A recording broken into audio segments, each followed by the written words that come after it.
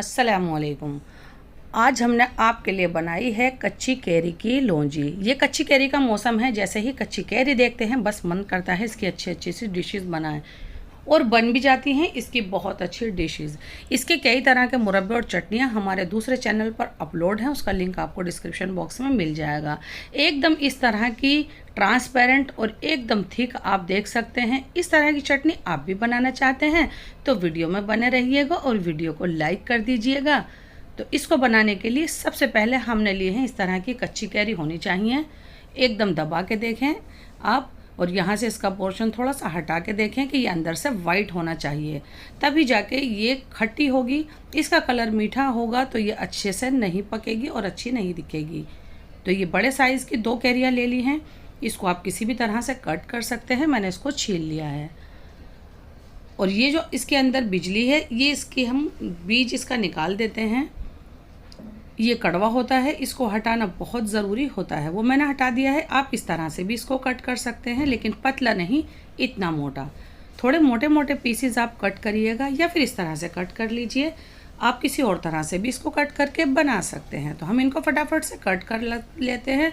ये 500 से 600 ग्राम के करीब होंगी दोनों हमारी कच्ची कैरियाँ। तो इन सबको हमने इस तरह से पीसीज में कर लिया है। अब बनाना शुरू करते हैं। इसके लिए 1 टेबल स्पून ऑयल ले लिया है। आप इसमें सरसों का तेल लेंगे तो और भी ज़्यादा जायका आएगा। मेरे पास यही ऑयल था तो मैंने ये ऑयल ले लिया है। ऑयल को थोड़ा सा ही गर्म करेंगे। आधा चम्मच सौंफ है, आधा चम्मच ज़ीरा है, आधा चम्मच ही मैंने लिए सरसों के दाने, 1/4 टीस्पून मेथी दाना लिया है। ये सब हम ऑयल में डाल देते हैं। किसी भी इंग्रेडिएंट का कलर डार्क नहीं होना चाहिए। 1/4 टीस्पून कलौंजी है, 1/4 टीस्पून ही हींग है। कलौंजी और हींग आप बाद में ही डालें जब आपके मसाले अच्छे से थोड़े से सीख जाएं। और इसके बाद इसको थोड़ा सा इस तरह से चलाना है। ये देखें कितने बढ़िया दिख रहे हैं सब मसाले। जले मसाले नहीं होने चाहिए। ऑयल की हीट को आपको कम ही रखना है। अच्छे से क्रिस्प होने तक और खुशबू आने तक भून लिया है। ये जो कैरी के पीसेस हैं हम ये फटाफट इसमें डाल देते हैं और इसको बहुत अच्छे से मिक्स करते हैं। और ये जो नीचे सारे मसाले हैं हम इस पर इसको कवर्ड कर रहे हैं, लेकिन ये नीचे ही लगे हुए हैं, इसलिए मैं 1 टेबल स्पून पानी डाल देती हूँ ताकि इसके साथ ये मसाले आसानी से ऊपर आ जाएं और आ भी जाएंगे। बस इतना ही पानी डालिएगा। आधा चम्मच मैंने लिया है धनिया पाउडर और 2 पिंच लिए हल्दी पाउडर और 1/4 टीस्पून लाल मिर्च ली है। 1 टेबल स्पून इसमें कश्मीरी लाल मिर्च डालेंगे, इससे कलर एकदम लाजवाब आएगा। और 1/4 टीस्पून ही इस वक्त इसमें नमक भी जाने वाला है। और 1/4 टीस्पून इसमें डाल देते हैं सौंठ का पाउडर। ये आप ज़रूर डालिएगा। इसका लिंक आपको डिस्क्रिप्शन बॉक्स में मिल जाएगा, या आप बाज़ार से भी ले सकते हैं। अब इन सब चीज़ों को अच्छे से मिक्स करना है। वो जो मैंने पानी डाला है वो एकदम खुश्क हो जाना चाहिए। इतनी देर तक आपको इसको अच्छे से मिक्स करना है। ये देखें जब ये अच्छे से मसाले इस पर लग जाएं और ये थोड़ी सी भुन भी गई हैं, अब हमें इसे गलाना है, इसलिए हम डाल देते हैं इसमें 200 ml पानी। पानी सिर्फ इतना ही डालिए कि जो आपकी कच्ची कैरियाँ हैं बस अच्छे से इसके अंदर थोड़ी सी इस तरह से डिप हो जाए। ज़्यादा पानी आप नहीं डालिएगा। ज़्यादा पानी डालेंगे उसको खुश्क करेंगे तो ये जो आपकी आमियों का जो शेप है वो बिगड़ जाएगा, जायका तो वही रहेगा। अब हम इसको कवर करके पका लेते हैं आमी थोड़ी सी गल जाने तक। इसमें लग सकती हैं 5 से 6 मिनट।